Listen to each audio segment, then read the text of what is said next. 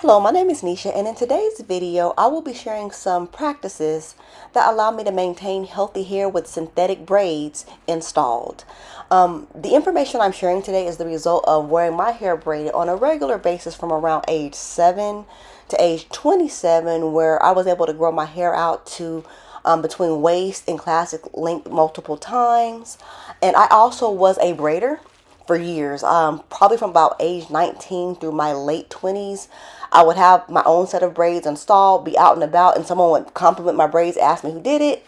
I would say I braid my own hair, and sometimes I would go to their house to braid their hair, or I would invite them to my home to braid their hair, and it worked out pretty well for me. I really enjoyed it. I don't do that now. I just don't have the capacity or the time to do it, and just times are more dangerous now than they were years ago.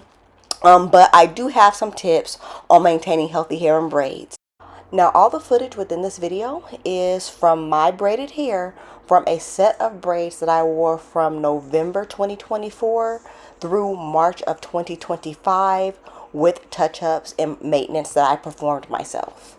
So if you are someone interested in using braids as a tool, or you really enjoy braids as a style, you are welcome to listen to my feedback and just different practices that have worked well for me and for my clients in maintaining healthy hair while braids are installed. I am also going to list these tips in the description box just in case someone wants the notes. So my first tip is going to be make sure the hair is appropriately prepared to receive braids. This means that the hair and scalp must be cleansed 1 week or less prior to the braid install. And when I say cleanse the hair and scalp, I mean it needs to be cleansed with a clarifying shampoo followed by a moisturizing shampoo. And your scalp should be clean enough that if you ran your fingernail across it like you were scratching it, you would not have any residue under your fingernails. Your hair should be clean enough that it's still soft, supple, but it feels strong. And there is nothing sticky or gumming in your hair that is going to cause the synthetic hair or the human hair or whatever hair you're braiding in to fuse to your real hair and cause breakage. So I'm just going to emphasize tip 1 again. That is a clean scalp, some type of treatment to make sure your protein moisture balance is balanced. And that means any product that you have used in your hair as a leave-in is not sticky or gummy. There are some people who like to blow dry their hair before getting it braided, but that isn't necessary if you have a quality braider. There are some people who get worried that their hair may be too short to braid, but if you have a quality braider, she's going to be able to catch at least 1/4 of an inch of hair without braiding your hair too tightly. Tip number 2 is to tie up your braids every night with a silk or satin headscarf, bonnet, or some type of head wrap that will keep the braids mobilized. Tying up your braids each night accomplishes 2 things. 1, it reduces friction. Friction against your braids will make them frizzier faster. Friction against your braids will also dry your hair out faster. So do please continue wearing a silk or satin scarf, bonnet, or some type of hair wrap while your hair is braided. They do allow the braids to stay neater for longer periods of time, and they do allow your hair inside the braids to stay moisturized and supple for longer periods of time. The third tip is going to be to develop an efficient cleansing and washing schedule. I do have a dedicated video that I'll be posting showing how I keep my scalp and hair clean within braids, but you will aim for a washing and cleansing schedule that keeps buildup, residue, and dandruff from accumulating on your scalp.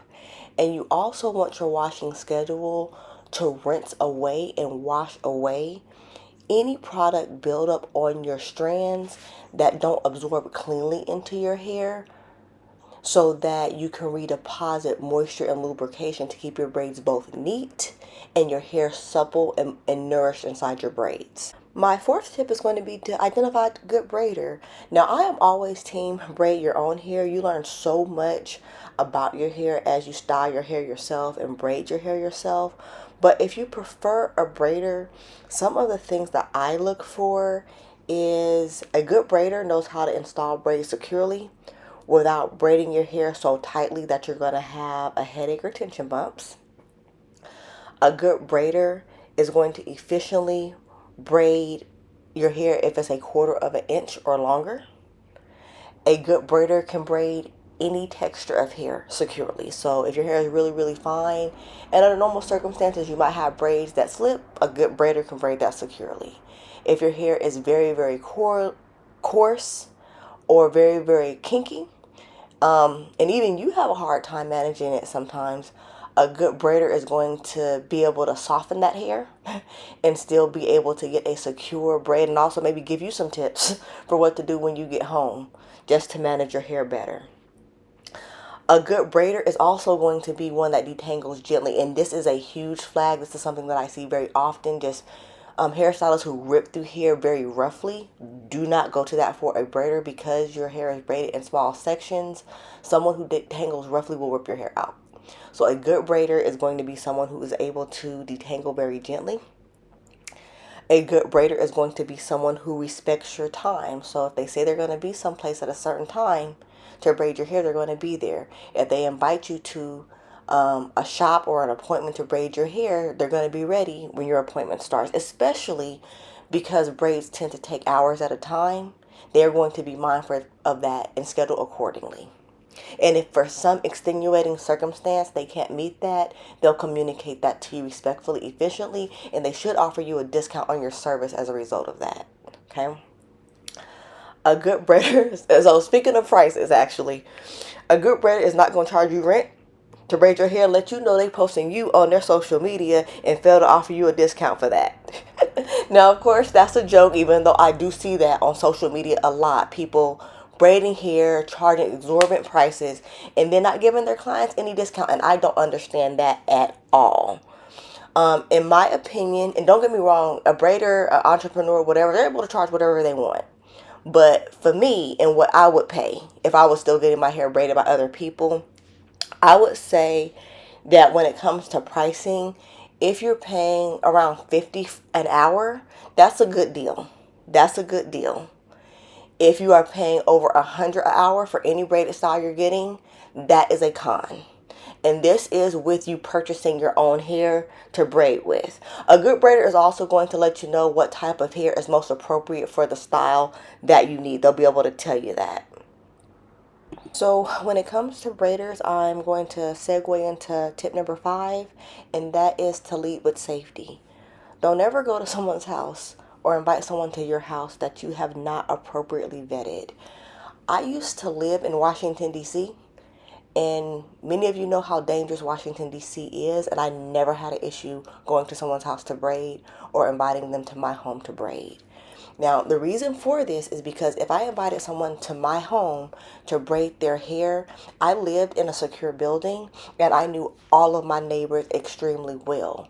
So I would braid their hair with my front door open so that my neighbors could see what I was doing and see who I was with as they passed by my front door. And they would speak as they were passing by. So that was just like a low-key warning that, hey, if you want to jump stupid, that leap won't get you far. I'm surrounded by people who will rush in, period. If I went to someone else's house, if you live in a city where someone is from that city, their folks are going to be somewhere. I was involved in my community. I was involved in my school. I was involved in my church. And so a lot of times if I went to someone's house, it would be like a cousin or somebody who I knew. Like if I met them out and about, maybe I met them at a social event where I knew people connected to them. And so again, I would feel comfortable and vet them out and ask appropriate questions and make sure it was a prudent decision for me to go to their house. Going to someone's house was not what I led with. I did lead with them coming to mine, so they could be in my secure building with my neighbors all around me. But again, and I don't do that anymore. I don't have time to do it, and I don't find it safe. But those are just a few things that I did to make sure that I was safe. I never had an issue. But me never having an issue is within the context of appropriate vetting and just using prudence and wisdom in what appointments and clients that I took on. The sixth tip is buying appropriate braiding hair for the style that you are seeking. The only braiding hair that I did not like braiding with was that Toyokalon hair. I do not like it. It tangles too easily. I can use it. I can make it work. So if a client came to my home and they had already brought the hair, I would go ahead and use it, but I would ask them to buy the appropriate hair next time, and I would let them know what hair to buy.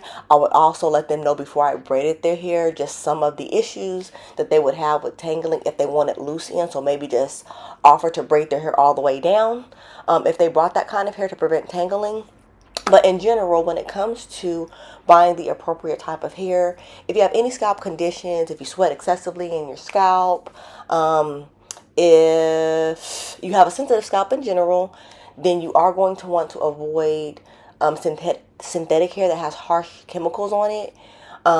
The way that you can do this is if you buy the synthetic hair already, you can soak it in an apple cider vinegar rinse and it will remove the film of chemicals from the hair, making it more appropriate to use and less irritating to your scalp. There are now different companies that offer braiding hair, synthetic braiding hair without those harmful chemicals. And I'm not a huge fan of human hair just because it slips more easily, but there are some people who prefer to use human hair, and I can certainly braid with it, and so human hair is another alternative. The seventh tip is to avoid tight braids. Bumps and discomfort are not okay, and they can damage your hair. They can break your hair off where the braid is attached. They can damage your hair follicles by causing inflammation.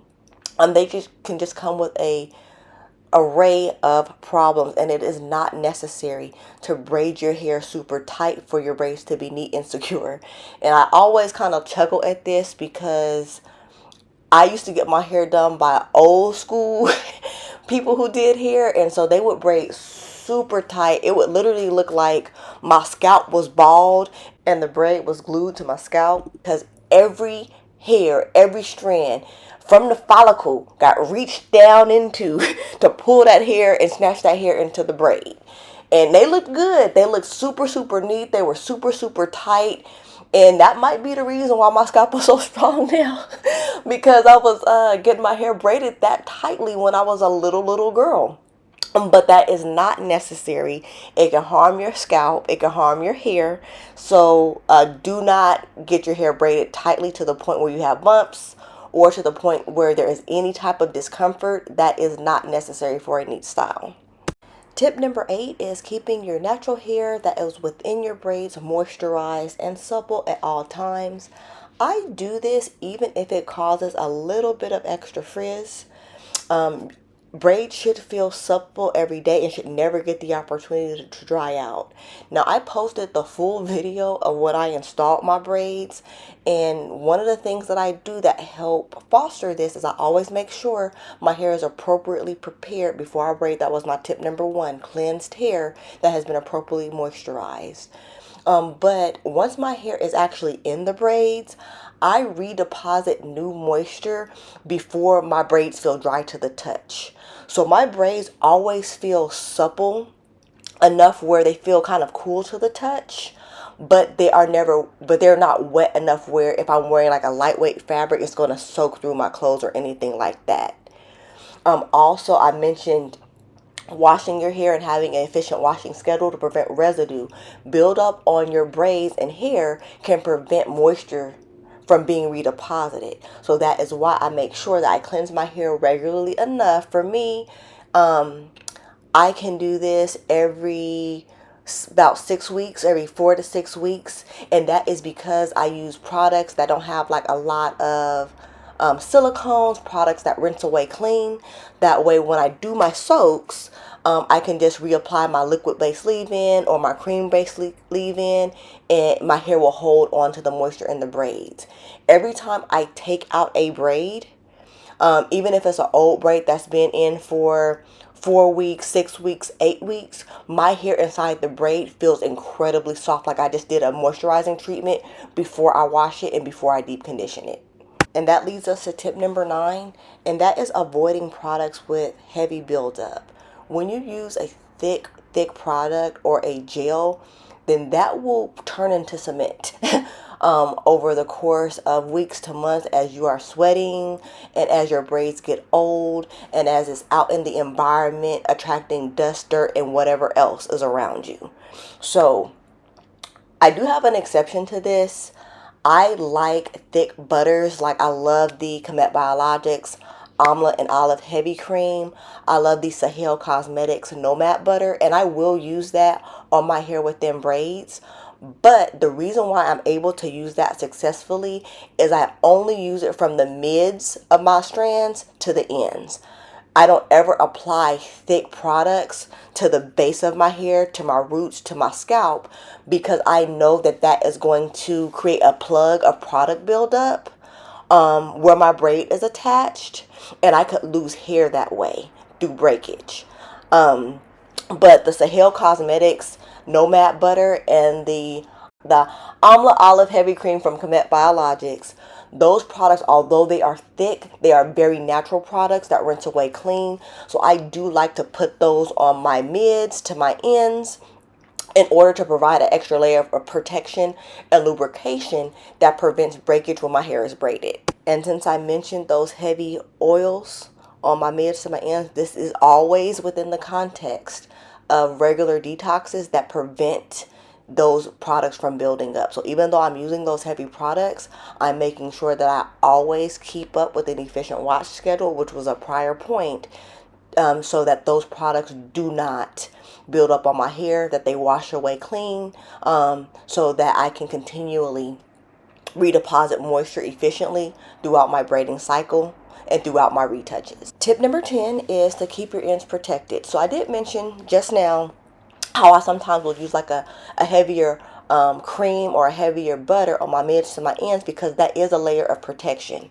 But the other point that I am making when it comes to keeping your ends protected is making sure your ends are wrapped in the braid appropriately. Some of the old school methods that used to be used is that when you used to braid the hair, people would take a lighter and run it down the braid so that it would melt the synthetic hair. Don't do that. I have seen some hairdressers, and I've experienced some hairdressers, that when the braids are done, they'll take the scissors and they'll just cut up the sides of the braids to just catch any straggly hair. I don't do that either. Even if someone has like a blunt haircut, braiding and wrapping the hair efficiently and securely will keep the hair neat inside the braid. Every now and then on somebody's hair, I may just use like a little bit of butter towards their mids and ends just to make sure it wraps cleanly. But you do not have to cut your hair that sticks out your hair when it's braided. If you put on efficient moisturizers and lubricants, the hair will just lay down, even if the hair is natural, even if the hair is coily. So you do want to make sure that your hair stays inside the braid based on how it is installed. You want it to be installed securely without being too tight so that your hair is wrapped inside the braids without your ends sticking out. The next tip is always spot check your hair within the braids.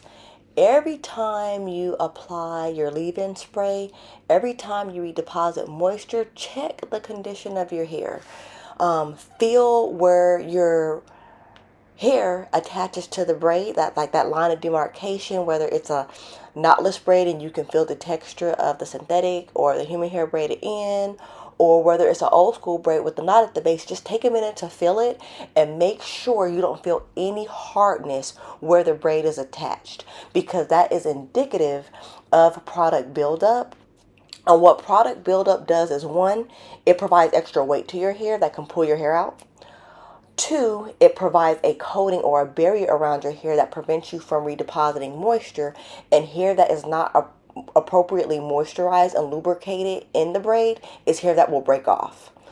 And then third, you're also going to want to check for any twisting. So because we have coily hair, braids can naturally twist even if you don't do anything to them. And if your braid twists enough, it'll twist its way right out and break off.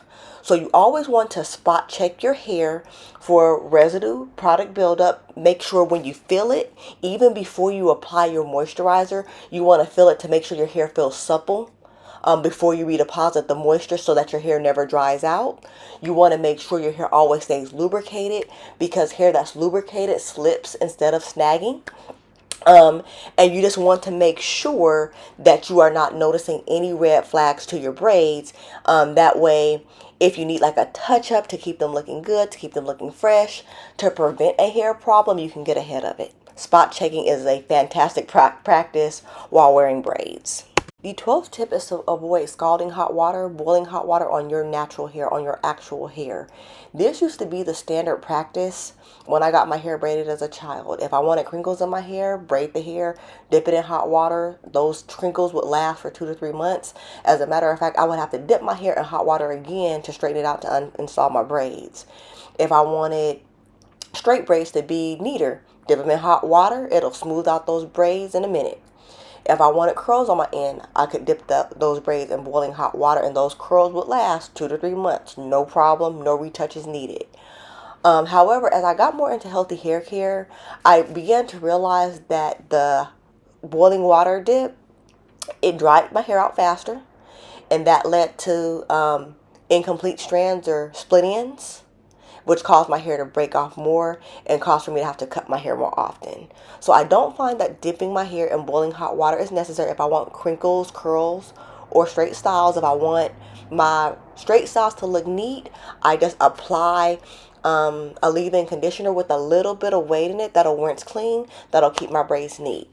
If I want my braids crinkled, I braid my hair and I sleep on it, take the braids out the next day, that'll crinkle my braids. If I want my ends curly, I'll apply a perm rod, sleep on it. When I take the perm rods out, that'll make my ends curly. Now I do have to do this more frequently without the hot water, because the crinkles and curls, they'll kind of flatten out after about a week, 3 days to a week, just depending. But that is more efficient to keep my hair healthy than dipping it in the boiling hot water. The 13th tip is to consider combining sections during reinstalls, especially if you're somebody who's wearing braids on a rolling basis, where you want to just keep retouching them instead of taking them all the way down and installing a new set. If you are getting closer to the date where you know you want to fully uninstall your braids, if you just combine 2 braids into 1 braid, especially in the back and the middle, you can still keep the same look of your style, but you begin preparing the process of shortening the time that it takes for your braids to be uninstalled. So for example, let's say on the day that I freshly install a brand new set of braids, I have 600 braids in my hair. 600, and that's just a ballpark figure. Each time I do a retouch, some of my sections I may take 2 braids and just merge them into 1 braid. I may take 2 parts and make them 1 braid. So as I get closer to the day that I'm uninstalling my braids, I might only have around 450 braids to take down, as opposed to the 600 braids that I initially started with. So I am mindful during retouches of which sections can be merged while maintaining my look while my hair is braided. My final tip, tip 14, is to be mindful of the advantages and disadvantages of the braid size and style that you have. Larger braids accumulate buildup less. They're easier just to pull apart and just comb out any residue faster. You can also take your braids down much faster. Where smaller braids last much longer. In this clip right here, this is the day before I took my braids down. My newest retouches was a small section in the front that was about 3 weeks old. And my oldest braid were 6 to 8 weeks old. And my braids still look really, really new. I could have kept the retouches going and kept my braids neat if I wanted to. So these are my 14 tips. If you enjoyed this video, my content, my vibe, you are welcome to like, comment, and subscribe. Have a wonderful day.